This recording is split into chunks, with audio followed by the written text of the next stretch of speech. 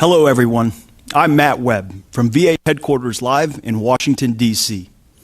I have the pleasure to serve as your moderator for the VA Safety Stand-Down Training. Today, we will hear from 3 subject matter experts regarding insider threat, active threat, and post-trauma.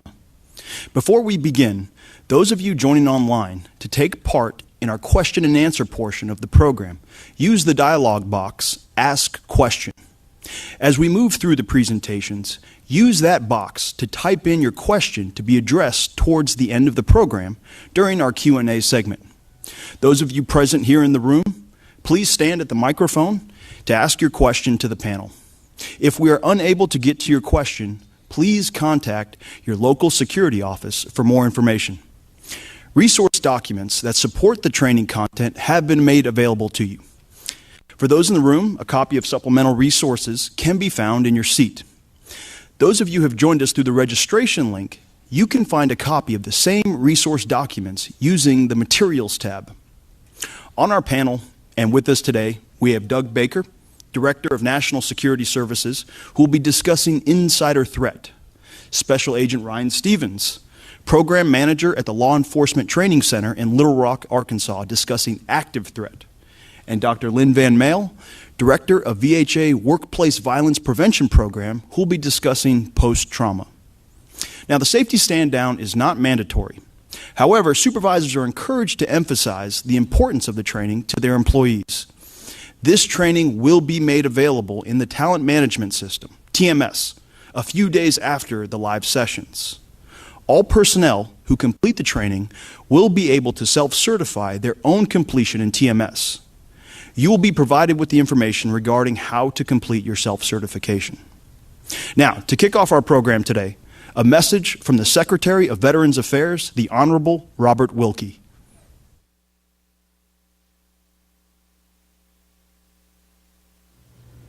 Hello, I'm Robert Wilkie.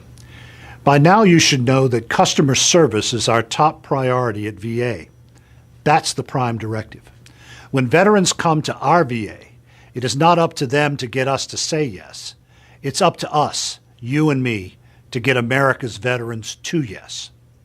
But we can't provide world-class customer service without first ensuring the safety and security of the veterans we serve, and for us as VA staff. That's why I'm taking this time to enlist you in our new safety effort. The training you are about to go through is really important. It concerns workplace violence. The threat is rare, but it's real, and you need to be prepared to respond appropriately for your own sake and for everyone else's. The best defense against such threats is an aware and prepared workforce, with each of us keeping an eye out for anything suspicious and speaking up and taking action before a situation turns dangerous. You may have heard the slogan, "If you see something, say something." Those are words to live by at your VA. If you see something unusual or suspicious, if you see something out of place or someone where they're not supposed to be, if something's just not quite right, Say something. Let others know. Call security. If we each do our part, keep an eye out, stay aware and be ready to respond at all times, we can minimize the risk at our VA facilities. I can't emphasize enough the importance of this safety training. It will give you the tools you need to help reduce potential targets, and it may save someone's life. Thank you for all the great work you do to support America's veterans. Thank you, Mr. Secretary, for that introduction and open to our program. Now, we're going to hear from Doug Baker to discuss insider threat.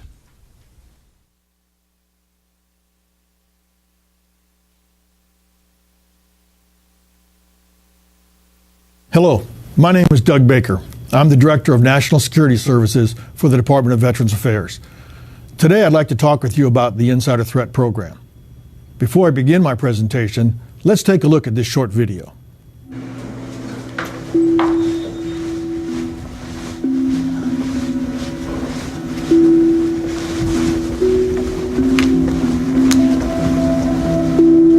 I'm definitely interested. I think I can work that out and get it to you as soon as possible. Thank you, yeah.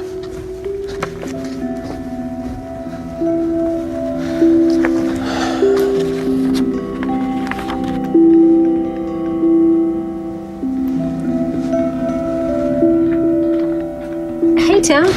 Working late again, huh? Hey, Susan. Yeah, just finished up a few things. You working late? No, I forgot my cell phone. Got about halfway home before I realized. Can you believe that? Me without my phone? I know, right? The thing's like your third hand. No. It's pretty late. I better get home and feed the dog. Guess I'll strike a time. I guess so. See you tomorrow, Tim. Mm-hmm.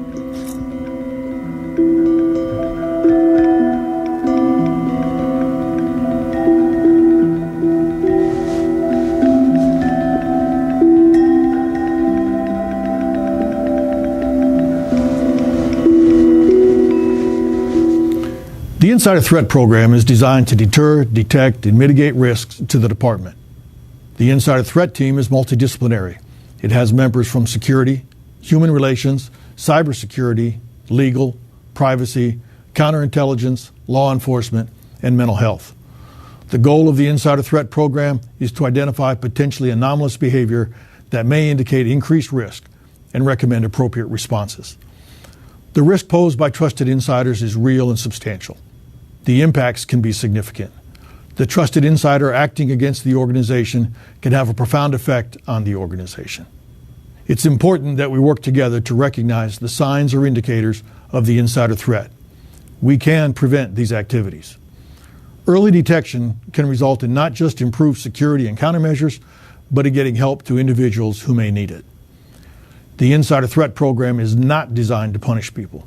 Rather, it's designed to identify and mitigate risks and get help to people who may be having a bad time in their lives.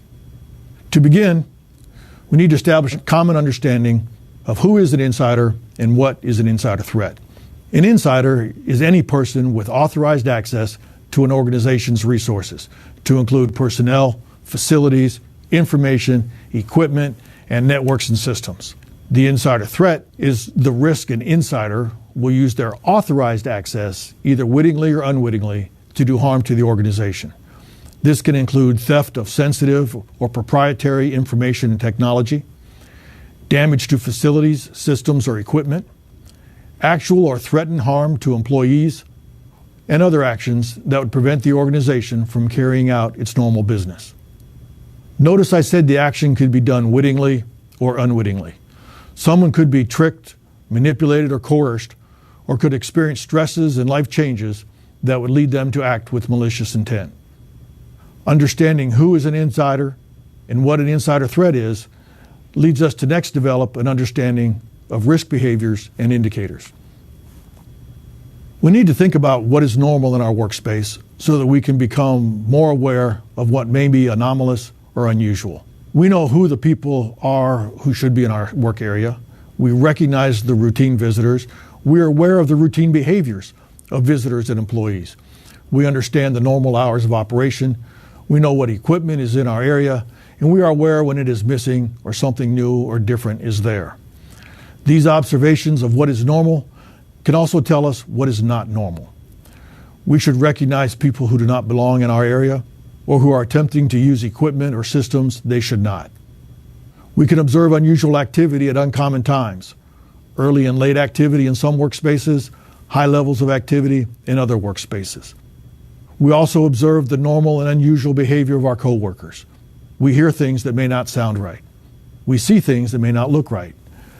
We wonder about changes in relationships and social interactions. Think back for a moment to the short video of Tim. Was his activity normal or not? There are other activities or actions that we should also be aware of. Behaviors may have changed that could be an indicator of potential risk. We hear in the media of the self-radicalized individual who is expressing extremist ideology before acting out. But that type of individual is much less common than others. Some may be experiencing stressors which could lead to negative consequences. There may be changes in personality or social interactions in others. There may be violent vocal or physical outbursts from someone which could lead us to think about potential workplace violence, but we also need to think about potential insider threat. People expressing undue interest in areas outside the scope of their duties, those asking for information about documents or access to workspaces or networks, may be instantly interested in our work or could be trying to gather information for other purposes. Repeated violations of procedures, violating network rules of behavior, asking to use someone else's equipment, being in unauthorized areas, all may be indicators of a potential insider threat or indicators of a person who needs to be reminded to follow the rules and to understand that violations may have consequences. There are tools available to assist those who are having a difficult time or experiencing life changes or stresses. Being alert to the changes in behaviors or the indicators may get them the help they need before they do something that may have more severe consequences. We have all heard the saying, if you see something, say something.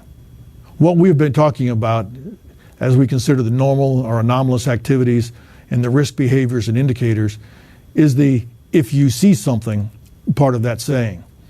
If we are aware of our surroundings and alert to the changes, we will know if we see something.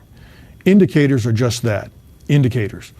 But being aware allows us to take a closer look to assess risk and mitigate as necessary or appropriate. An indicator does not necessarily mean someone is up to no good. What did Susan observe about Tim's behaviors? As we build our knowledge of the Insider Threat Program, we must also think about what we are trying to protect. What or who are the resources we deem critical? People are the most important resource. Our employees, visitors, vendors, customers, patients, and others who enter our facilities. While we want to protect them, we must also be alert for the behaviors and indicators we have just discussed. Access to our facilities, networks, equipment, and critical supplies must also be protected. There are areas that are not open to the public or have restricted access, and for good reason. Unauthorized access to our network systems can cause wide-ranging and high-impact consequences. Sensitive information, personally identifiable information, public health information, acquisition-sensitive information, calendar information for senior leaders, critical research information, and other data must also be protected. And for some of us, we must protect classified information, classified systems, and equipment. What may not seem that important to us may be very valuable to an adversary. When we associate the anomalous behaviors and risk indicators with the resources we want to protect, we get a more complete picture of the potential risks and impacts. We have discussed the if you see something part of the saying, if you see something, say something. We're now going to talk about the say something part of the phrase. We've talked about some of the things we might want to report. Now we'll discuss how to do that. The ability and vigilance to recognize something is off and needs to be reported should lead us to telling someone who can act on it.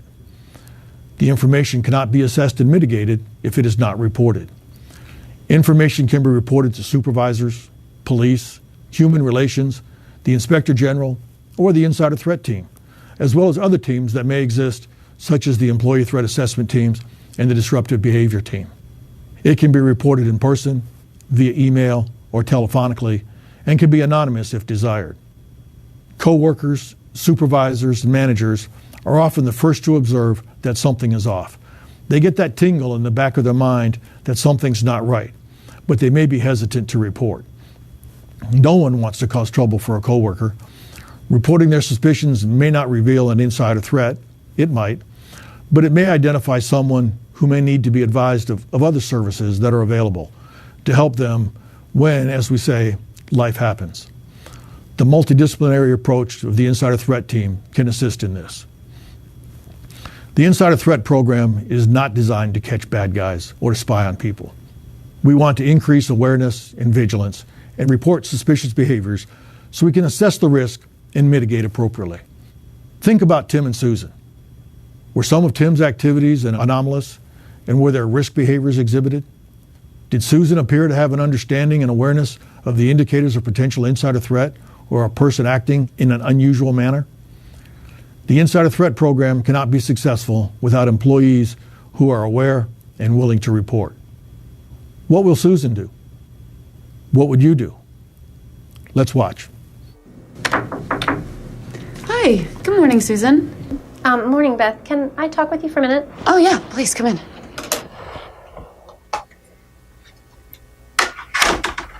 Have a seat. Thanks. So what's up? So I was remembering what we were talking about during the insider threat briefings that you gave last week, and I wanted to share something with you. Okay, sure.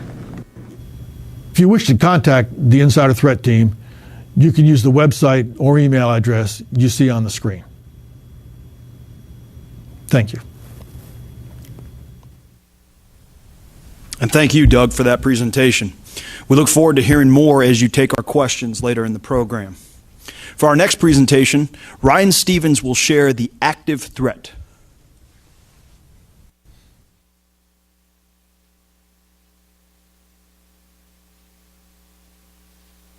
Hello, my name is Ryan Stevens. I serve as a special agent at the Law Enforcement Training Center in North Little Rock, Arkansas. Today, I'm going to provide you with some very important information pertaining to active threat incidents. My goal is to prepare, empower, and introduce you to active threat data and how we can respond to such incidents. No matter where you work, if you're providing medical treatment at a VA facility, processing benefits, or working memorial affairs, we can all expect to work in a safe environment. Our agency does everything they can to protect veterans, visitors, and staff. However, in today's environment, no business or organization is immune to violence. The statistical data indicates active threat incidents are on the rise, and they're hard to predict and even harder to prevent. We must understand this potential threat, know the data, and have a planned response based on the situation. So what is an active threat? An active threat is defined as an individual actively engaged in killing or attempting to kill people in a confined or populated area, typically using a firearm. The word threat encompasses anything that could be used to seriously kill or injure someone. Active threat incidents include, but are not limited to, the use of vehicles, explosives, or blunt objects. So now that we have defined active threat, let's take a look at the overall statistical data and how it has impacted the United States since 2000.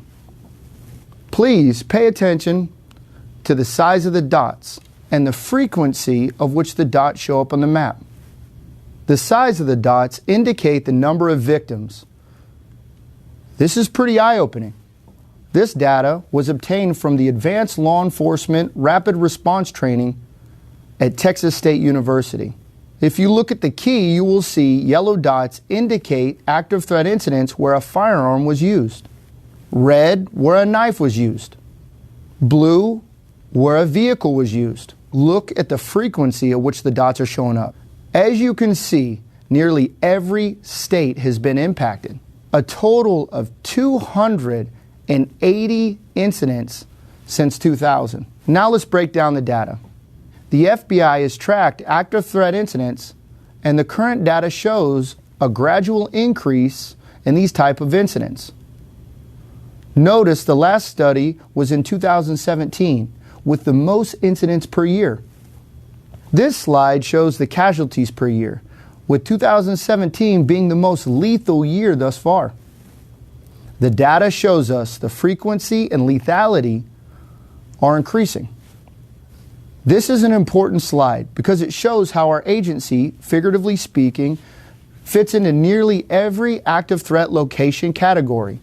Sometimes I hear, Ryan, the data only shows 7.2% of incidents occur on government property. Then I ask them, does our agency provide education? Yes. Then we likely fit into that category. Does our agency provide services that are open to pedestrian traffic? Absolutely.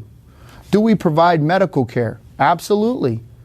This shows we are not isolated and fit into almost every part of the category. Please understand, this data is not being presented to make anyone paranoid, but ultimately prepared.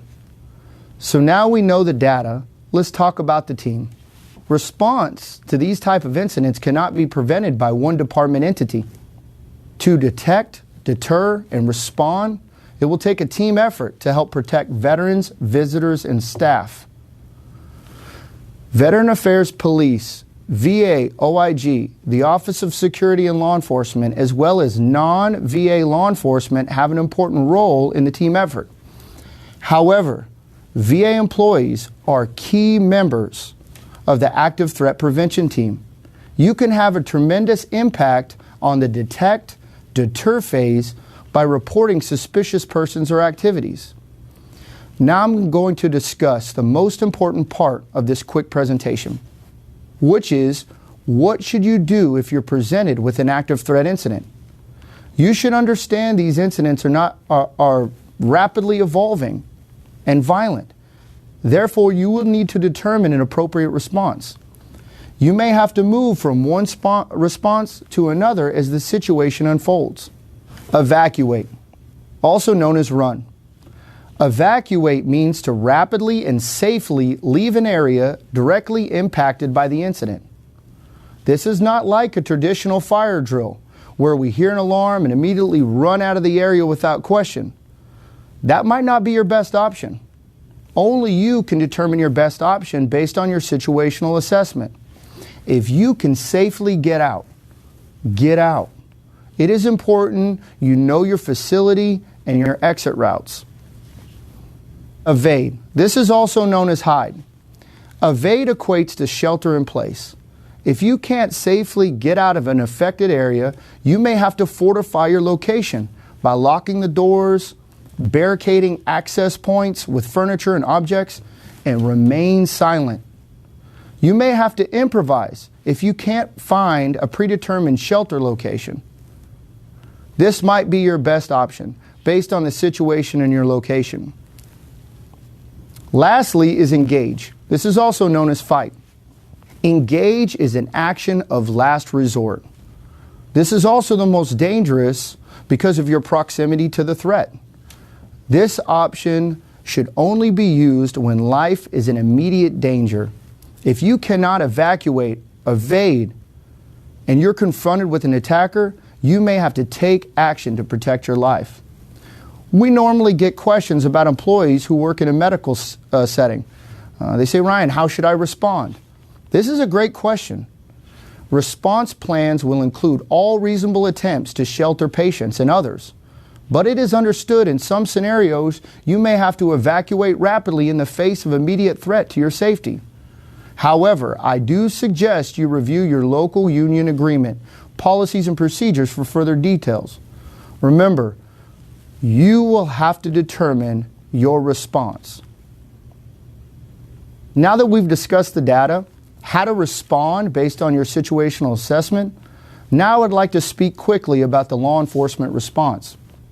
As I stated earlier, active threat situations will be rapidly evolving and violent. When an active threat incident occurs, the goal of the department is to minimize risk to veterans, visitors, and staff by intervening quickly as possible.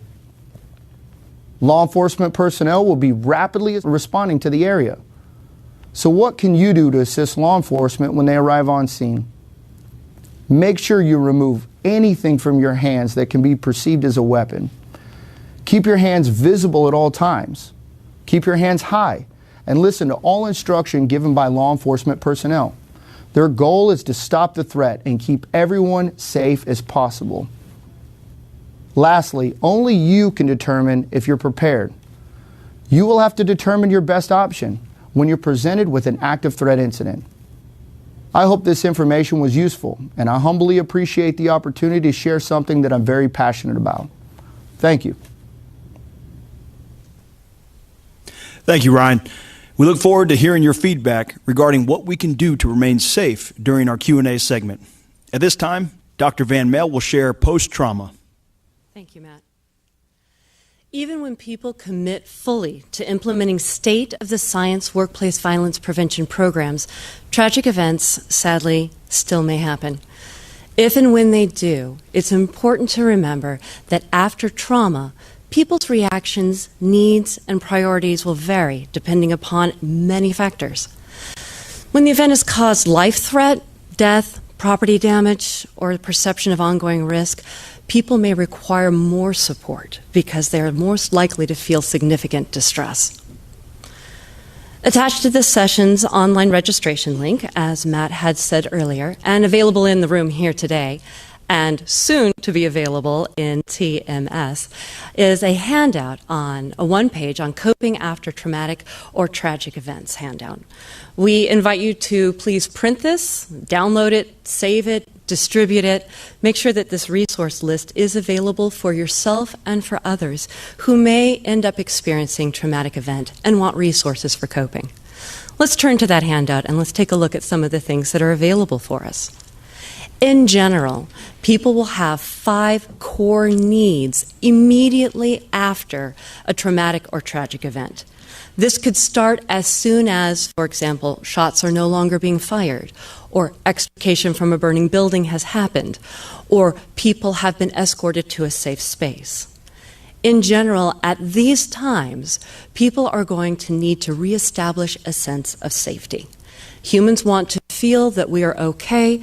We need to be okay, and helping folks reestablish that sense of safety is critically important in the moments directly following trauma.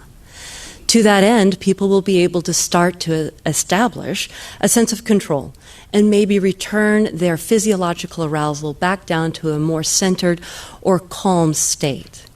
This is often done through reconnecting with other people. When people have experienced something that overwhelms them, they want the support of loved ones and others.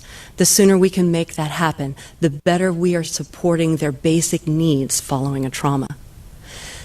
We need to get people through the crisis to places where they know that they have survived, where they truly are safe, where they truly can begin to establish control and calm again. In that space, then, they're able to start to begin to have hope, optimism, faith, or the belief that things will work out. Trauma overwhelms people's ability to cope. So in the moments of trauma and directly following, anything that you can do to be able to help people get back to these 5 core needs will be very important. Please take the time for yourself or for others to establish the foundations of what will later become effective resources and coping. As people move through trauma after time, please remember there's no right way, no single right way possible for dealing with a traumatic event, because how we experience it is done on an individual basis.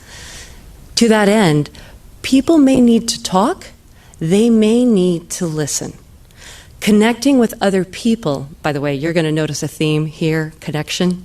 By connecting with other people, we might get ideas, input, suggestions for how others have successfully coped with trauma. We may also hear some things that don't resonate with us. We may hear things that don't particularly ring true, and it's okay to take what matters to you and makes sense to you and to leave the rest behind. You may find that other people want to hear your story before you're ready to tell it. You don't have to talk if you don't feel like it. Survivors quite often need time to be able to process what's happened to them, and if you or someone you love has experienced a traumatic or tragic event, they may need space to be able to make their own sense out of it before they're willing to share their story. Please remember that what happened during a traumatic event was overwhelming and out of control, and one way of reestablishing control is to decide when you tell your story, to whom, and how. Please give people space and check back with them later. Allow yourself, if you've experienced trauma, to let some things go. We love to perceive ourselves as humans of being in control of things, having ultimate authority and control over our destinies, and sometimes, sadly, that's simply not the case.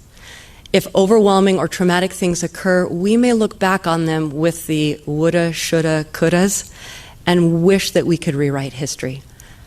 Understanding that that simply is not possible, and that there are things that are bigger than us that we cannot control and that we need to let go of, can actually help facilitate the healing process.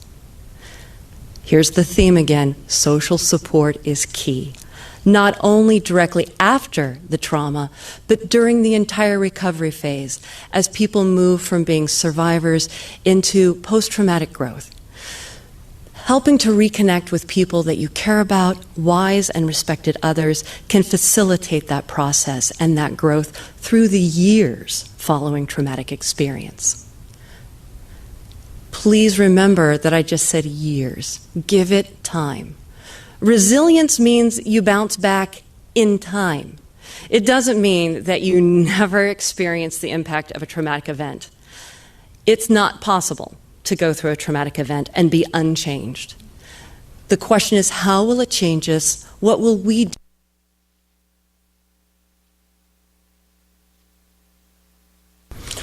Process is continual. We manage these things in a way over time.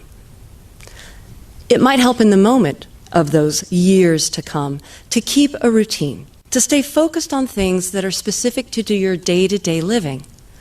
Perhaps that might also include, especially directly after the traumatic event, decreasing your attention or focus to media viewing. It's entirely possible that coverage of a traumatic event you personally were involved with might be a lot to see and to hear directly following an event. It's okay to turn off the TV, to shut down your social media, and to give yourself some space. After a trauma, and as people cope with the problems that may come forward for them afterwards, it's important to remember that no one chews an elephant at once. You don't eat an elephant all at one time. You do it a bite at a time. You might need to break down the whole entire problem into little pieces, one step at a time, addressing the things you can do today that will help further you to your ultimate goal of a return to full and perhaps broader functioning than you had prior to the trauma. Schedule positive activities.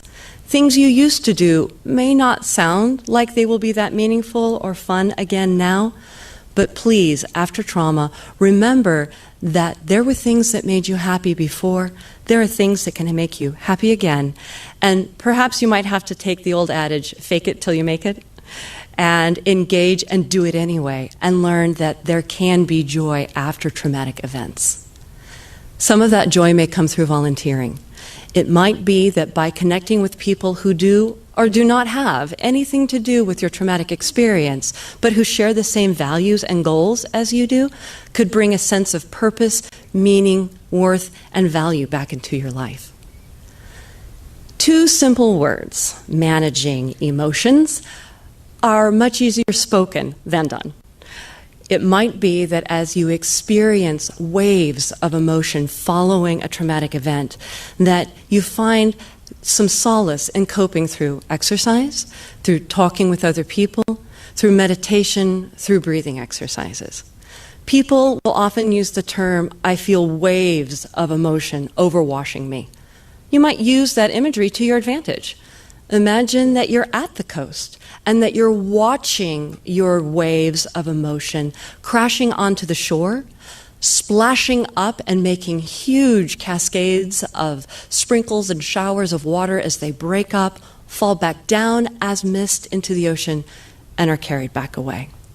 That wave of anger, that wave of rage, that wave of fear, anxiety, profound grief or loss can be put back out there into the ocean and let go.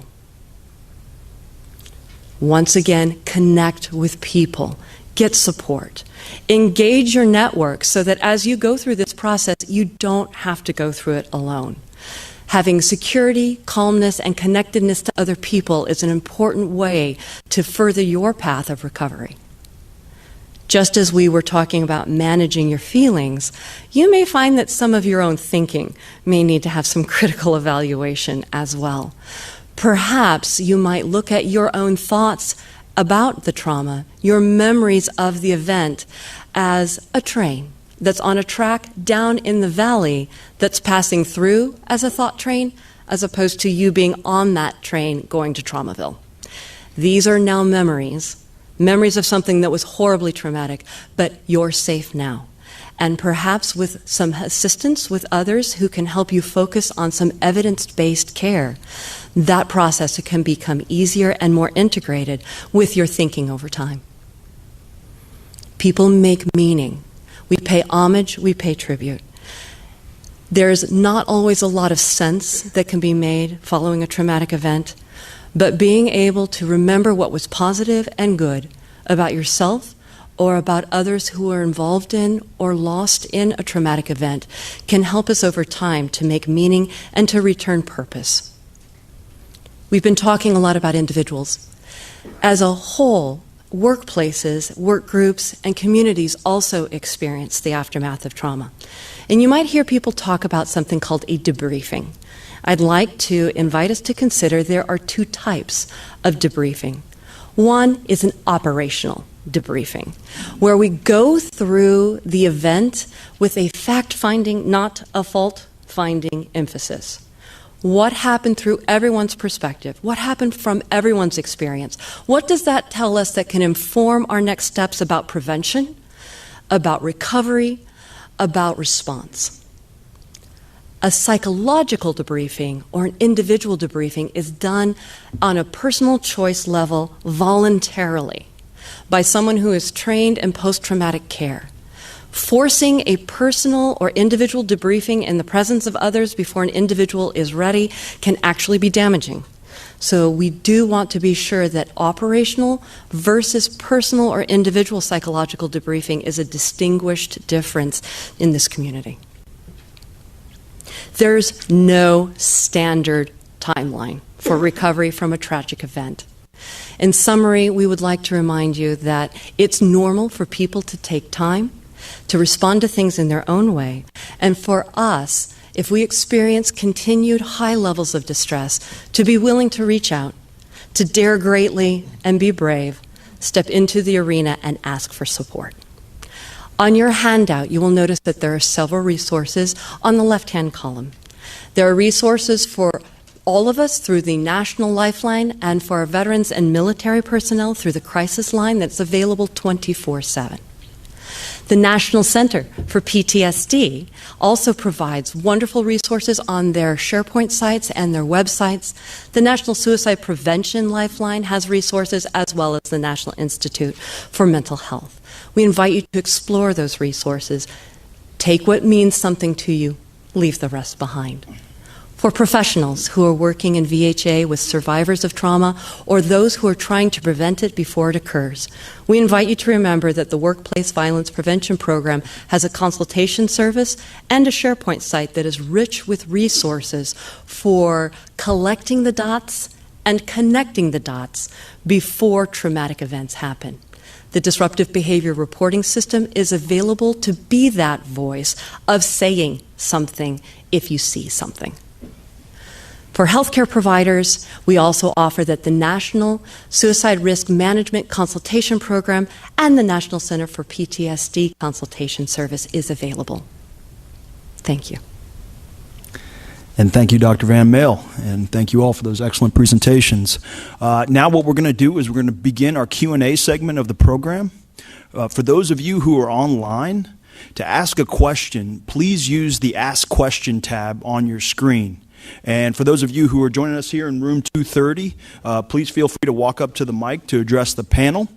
What we're going to do right now is we're going to take our first question from the field, which comes in, and that question is, at my local workplace, what can we do to prevent workplace violence? And I want to start off with Dr. Van Mel. I really appreciate that question. It's an excellent one. I often have people say, if we can't predict it, then how can we prevent it? And what can I do locally? One of the analogies I might like to draw to illustrate this would be the idea of a heart attack and heart attack prevention. I can't predict which one of the four of us, if any of us, right, may have a heart attack in the future.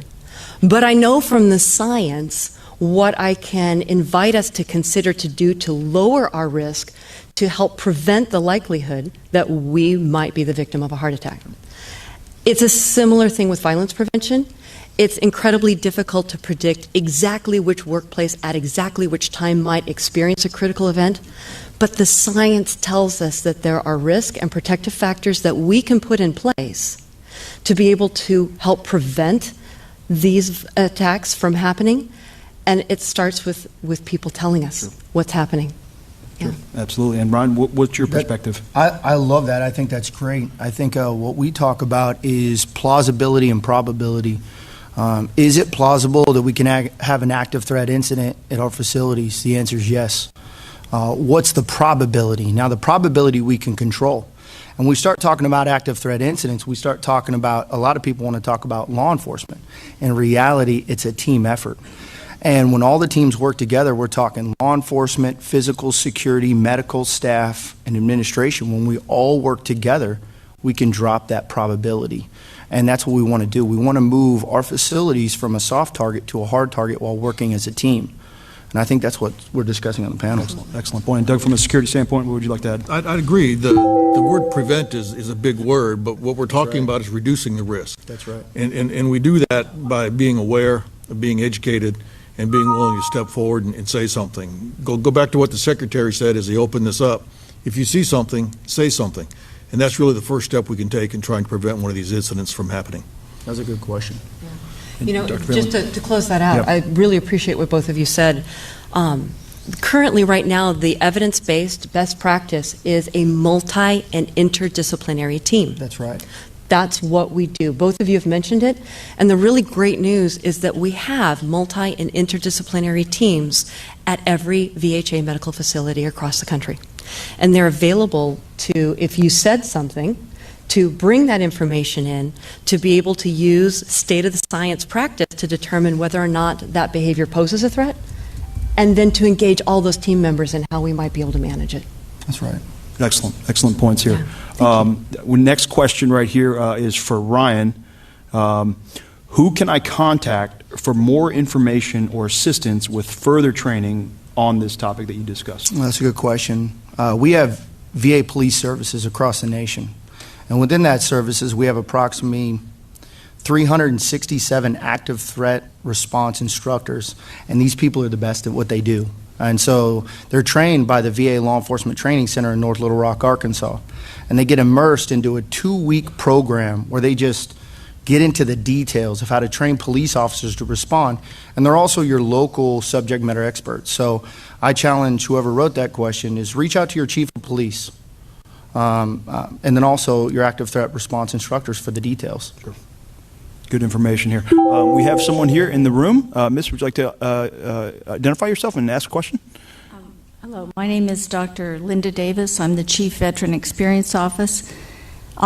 Thank you very much. I found this very informative. And as the Secretary said when he started, his priority is customer service, and that has the two components, both the employee and also our veterans, families, caregivers, and survivors. I appreciate the detail and the ways in which you've looked at recovery, prevention, and resources for our own employees for internal threats. You alluded to the fact that obviously in the context of something like a VA medical center, our patients our veterans, families, caregivers, survivors will be also impacted. Can you speak briefly about the ways in which your resources would be available to them, not just the things on the sheet with the left-hand side, the VCL, but that we acknowledge that our customers are going to experience the same kind of trauma and need that recovery as our own employees will? Thank you. Absolutely. Thank you. And in response to the request for acknowledging that, workplace violence and traumatic events happen not in a vacuum. They happen in places where all people who are present will be experiencing, seeing, hearing what is going on. For our veterans and their family members, we have some of the best caregivers on the planet who are capable of dealing with post-traumatic stress disorder. We set the state of the science in evidence-based psychotherapies and in treatments to support people following these tragic events. It's a privilege to get to be able to provide that clinical care, and we welcome people to come forward who would like to have that care that we can provide for them following these kinds of events. All excellent points, very insightful. Our next question that's coming in from the field is, I am a healthcare provider. If someone starts shooting, should I leave or stay with my patient? And I want to hand this over to Ryan first. That's a really good question, and we get that a lot. And healthcare providers are going to be in a very hard position. And I wish I could give them a very specific response plan, but I can't. Active threat incidents are rapidly evolving and violent. And so what's going to happen is they're going to have to collect the auditorial and visual intel, and they're going to have to formulate their own plan. If I could give a plan to someone in Florida, it might be wrong in Palo Alto, California. If I give someone in California, it might be wrong at a different place. Every situation is going to change. And like I said in the slide, the information, is that it's not like a fire drill. This is why this information is so important. This isn't like regular training where you could just, I get this situation, I respond like this. This, you have to understand the response criteria. Am I going to escape? Am I going to evade? Or am I going to engage this individual? And it's fluid. So I'm going to have to know these responses and be able to respond accordingly. What I will say is they also probably need to look at their policies and procedures in their union agreement, and then also train with their local leadership to determine what's the best response. But at the end of the day, the end user, the employee, is going to have to determine what the best response is. All good points, all good points. And I want to go next to Dr. Van Mel on this topic. Absolutely. We as individuals will live with the consequences of our own actions and our choices. So as we think about how we would be willing to respond, how we are able to respond, how we're trained, it's entirely possible that the thing that I want to do might not be the thing that in the moment, as the fluidity of the situation evolves, is the thing I can do. And I have to be willing tomorrow to look myself in the face in the mirror and live with the actions and the personal choices and decisions that I make. And what's right for me might not be right for somebody else. That's right. So my behavior in an active threat situation is what it needs to be in the moment for me and for as many people as possible to stay safe and to survive. And then for me to be able to look in the mirror and be okay with the choices I made for the rest of my life. And Doug, what insight could you provide us? And what we're doing here today is really the first step in helping us reach that decision, what do I do? By increasing our awareness, our understanding of the resources, our understanding of the threat, then we can start to develop that little roadmap in war game, if you will. What would I do before something happens? The awareness, the understanding of the threat is the first step in helping us to respond. Like a very proactive approach versus reactive. Great points here. We got another question that has come in for us. This one is for Dr. Van Mel. What are some resources within the organization for employees regarding mental health or wellness? Excellent question.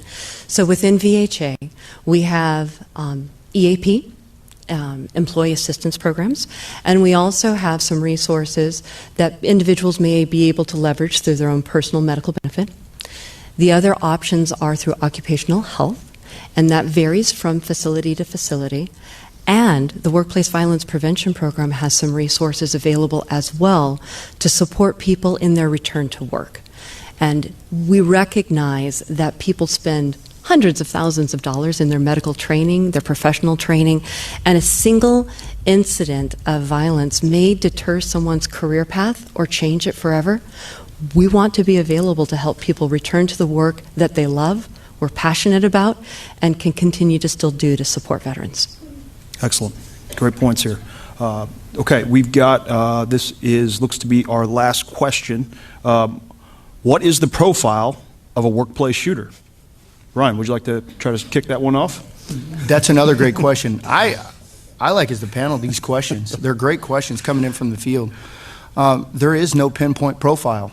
There's research that indicates what an active threat suspect might do or workplace violence, but there is no pinpoint profile.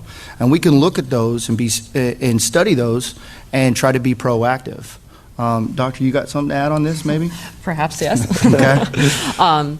As you said, there's no such thing as a profile. Profiling actually narrows down our willingness to look at all behavior that could be of value and of interest.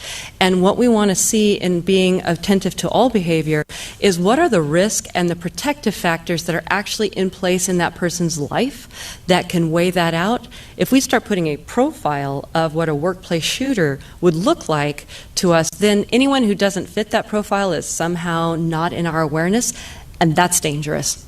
So we would encourage people to take a look at risk and protective factors because it's behavior that's observable along a pathway towards violence that we want to be aware of, to note, to intercept. That's right. And get it to the right people to make the right actions. Yeah. Or take corrective And action. Doug, what insight can you provide? I'm going to beat the if you see something, say something drum again, because post-event investigation and analysis shown in the majority of these events, people recognized changes in behaviors. There were indicators that were observed but not reported. That's exactly and right. there's no guarantee that had they been reported, the event could have been prevented.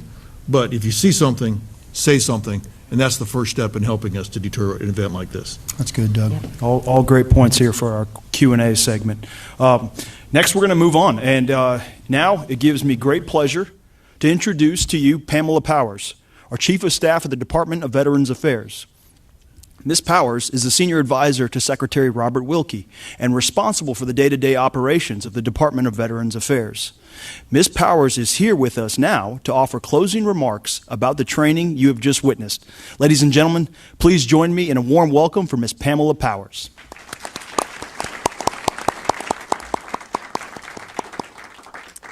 Thanks, Matt. Thanks for that kind welcome, and thanks to all of our panel of experts for their great wisdom today. Well done. As we close out VA's first department-wide safety stand-down, I want to thank you for participating today and for everything you do to improve the lives of veterans. Some of you process disability claims. Others provide direct patient care. Others conduct research or serve in support roles. But regardless of your role here at VA, Secretary Wilkie reminded us today that we are all charged with providing world-class customer service. And customer service includes keeping our veterans and each other safe from harm. And during today's stand-down, you learned about workplace violence. Thanks to all of you. And while the instances of workplace violence are rare, we must work to prevent these acts from occurring. And these acts, if they do occur, we must do what we can quickly. Secretary Wilkie pointed out in his opening video that the best defense against such threats must always include being prepared, which includes learning about workplace environment, which is what you did today, maintaining situational awareness, which means being able to recognize if something occurs and just doesn't seem right, and be able to trust your gut instincts. And speaking up if you see a potentially dangerous situation by reporting it to someone who can help, such as building security or VA police. Following these simple steps will help to ensure that all of our workplaces remain safe for our veterans and for each other. I hope you will reflect on what you learned today and share with those around you. And again, I thank you for all you do for all of our veterans, their families, and their survivors. So thank you. Thank you.